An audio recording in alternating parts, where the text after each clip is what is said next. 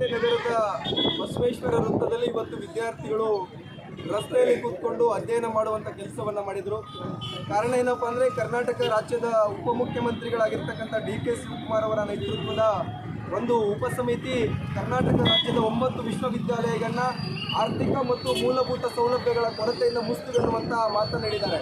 ಇವತ್ತು ಕರ್ನಾಟಕ ರಾಜ್ಯದ 9 ವಿಶ್ವವಿದ್ಯಾಲಯಗಳೇನಿದೆ, ಇವು ಅತಿ ಶಿಕ್ಷಣದಿಂದ ಹಿಂದುಳಿದಿರ್ತಕ್ಕಂಥ ಜಿಲ್ಲೆಗಳಲ್ಲಿ ಸ್ಥಾಪನೆಯಾಗಿರ್ತಕ್ಕಂಥ ವಿಶ್ವವಿದ್ಯಾಲಯ. ಬಡ ಗ್ರಾಮೀಣ ಭಾಗದ ವಿದ್ಯಾರ್ಥಿಗಳ ಶಿಕ್ಷಣಕ್ಕೆ ಅನುಕೂಲ ಆಗಲಿ ಅನ್ನುವಂಥ ಕಾರಣಕ್ಕೋಸ್ಕರ ಸ್ಥಾಪನೆಯಾಗಿರ್ತಕ್ಕಂಥ ವಿಶ್ವವಿದ್ಯಾಲಯಗಳನ್ನ ಕೇವಲ ಆರ್ಥಿಕ ಮತ್ತು ಮೂಲಭೂತ ಸೌಲಭ್ಯಗಳ ಕಾರಣಕ್ಕೋಸ್ಕರ ಇವತ್ತು ಸರ್ಕಾರ ಮುಚ್ಚಿಕೊಂಡಿದೆ. ಇದು ಸರ್ಕಾರ ನಾಚಿಕೆ ಬರುವಂಥ ವಿಷಯ. ಅದಕ್ಕೋಸ್ಕರ ವಿದ್ಯಾರ್ಥಿ ಪರಿಷತ್ತು ರಾಜ್ಯಾದ್ಯಂತ ಕಾರ್ಯಕರ್ತರು ಸಾರ್ವಜನಿಕ ಪ್ರದೇಶಗಳಲ್ಲಿ ಭಿಕ್ಷಾಟನೆಯನ್ನು ಮಾಡಿ ರಾಜ್ಯದ ಮುಖ್ಯಮಂತ್ರಿಗಳಿಗೆ ಹಣಕೊಡಿಸುವಂಥ ಕೆಲಸವನ್ನು ಮಾಡಿದ್ದಾರೆ. ಇವತ್ತು ಪತ್ರ ಚಳುವಳಿ, ಸಹಿ ಸಂಗ್ರಹ ಮತ್ತು ರಸ್ತೆಯಲ್ಲಿ ಕೂತ್ಕೊಂಡು ಓದುವಂಥ ಕೆಲಸವನ್ನು ಮಾಡುವುದರ ಮುಖಾಂತರವಾಗಿ ಸರ್ಕಾರಕ್ಕೆ ವಿದ್ಯಾರ್ಥಿ ಸಮುದಾಯ ಆಗ್ರಹ ಪಡಿಸ್ತಾ ಇದೆ. ಯಾವುದೇ ಕಾರಣಕ್ಕೂ ಈ ಒಂದು 9 ವಿಶ್ವವಿದ್ಯಾಲಯಗಳಿದೆ, ಇವುಗಳನ್ನ ಮುಚ್ಚೋದಕ್ಕೆ ಬಿಡೋದಿಲ್ಲ. ವಿದ್ಯಾರ್ಥಿ ಶಕ್ತಿ ಇವತ್ತು ಜಾಗೃತವಾಗಿದೆ, ರಾಜ್ಯಾದ್ಯಂತ ಪ್ರತಿಭಟನೆಯನ್ನು ಮಾಡ್ತಾ ಇದೆ.